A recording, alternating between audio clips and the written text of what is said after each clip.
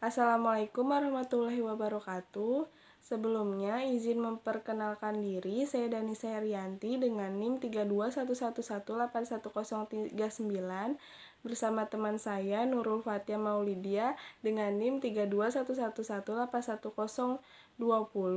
Kali ini kami akan menjelaskan mengenai materi dari elektroforesis. Sejarah elektroforesis. Pada tahun 1907, pergerakan partikel tanah liat pertama kali diamati oleh ilmuwan Ferdinand Friedrich Gauss yang memberikan teori elektroforesis.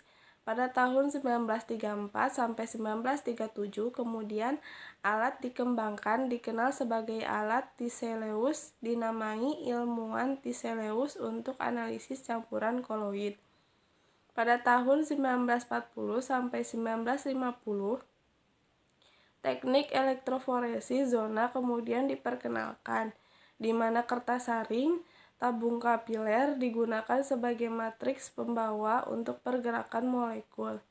Pada tahun 1955, Oliver Smithis memperkenalkan gel agarosa dan gel poliakrilamida sebagai substrat untuk pemisahan biomolekul. Pada tahun 1960, A.L. Shapiro, G.V. Meisel mengembangkan hubungan antara berat molekul dan migrasi protein. Pada tahun 1975, Ferrel dan Ziegler mengembangkan 2D elektroforesis. Pada tahun 1981, elektroforesis asam amino dilakukan oleh dua ilmuwan, J.W. Jorgensen dan K.D. Lucas. Pada tahun 1990, matriks dikembangkan untuk pemisahan DNA pada resolusi tinggi oleh B.L. Kanger dan kelompoknya. Pada tahun 2000 sampai sekarang, banyak metode elektroforesis resolusi tinggi telah dikembangkan untuk tindakan analitik dan preparatif.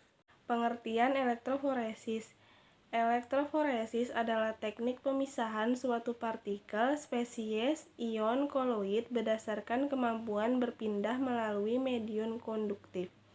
Biasanya berupa larutan buffer, sebagai respon adanya suatu medan listrik. Secara teknis, elektroforesis merupakan istilah yang diberikan untuk migrasi partikel yang bermuatan akibat diberikan arus listrik searah.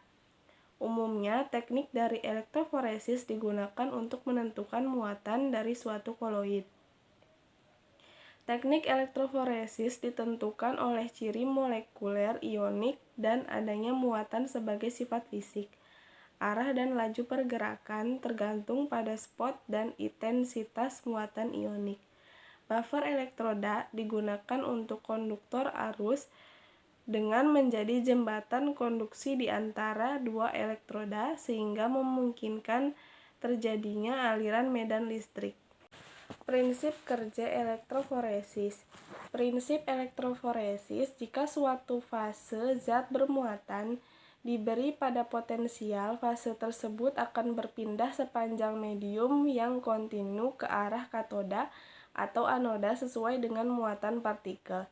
Dasar elektroforesis adalah pembentukan suatu ketidakhomogenan atau gradiasi konsentrasi sepanjang sistem. Metode pemisahan elektroforesis didasarkan pada interaksi partikel-partikel bermuatan oleh medan listrik. Partikel bermuatan negatif akan bergerak ke kutub positif atau anoda. Sebaliknya, partikel bermuatan listrik positif akan bergerak ke kutub negatif atau katoda. Sementara partikel netral tidak bergerak, jadi medan listrik menyebabkan pemisahan pada metode elektroforesis. Jenis elektroforesis. Elektroforesis secara luas dapat dibagi menjadi dua jenis, yaitu yang pertama, elektroforesis lempengan, dan yang kedua, elektroforesis kapiler. Elektroforesis lempengan. Metode lempengan adalah metode klasik yang banyak digunakan untuk skala industri. Prosesnya lambat, memakan waktu, dan tebal. Namun ini adalah satu-satunya metode yang tersedia untuk pemisahan protein seperti enzim, hormon, antibodi, dan nukleotida seperti DNA dan RNA. Elektroforesis lempeng ini selanjutnya dibagi menjadi 3 jenis berdasarkan prinsip yang digunakan untuk pemisahan. Yang pertama ada elektroforesis zona. Di sini partikel bermuatan dipisahkan menjadi zona atau pita berbeda. Elektroforesis jenis ini dibagi menjadi yang pertama ada elektroforesis kertas. Elektroforesis kertas adalah teknik yang menggunakan kertas saring Wattman nomor 1 yang dibasahi oleh buffer dan kemudian dihubungkan pada dua ujung dua elektroda yang bermuatan berlawanan. Kemudian sampel diterapkan ke satu ujung dan membiarkan pemisahan komponen di bawah gradien listrik. Setelah pemisahan, kertas disaring dan diwarnai untuk mendapatkan pita berwarna. Pita berwarna ini diakui untuk sifat sampel dengan membandingkan dengan standar. Untuk sampel serum, 5 pita protein dapat dipisahkan dengan kertas elektroforesis. Selanjutnya akan dilanjutkan oleh saya. Perkenalkan, nama saya Nurul Fathia dengan NIM 020. Yang selanjutnya ada elektroforesis gel.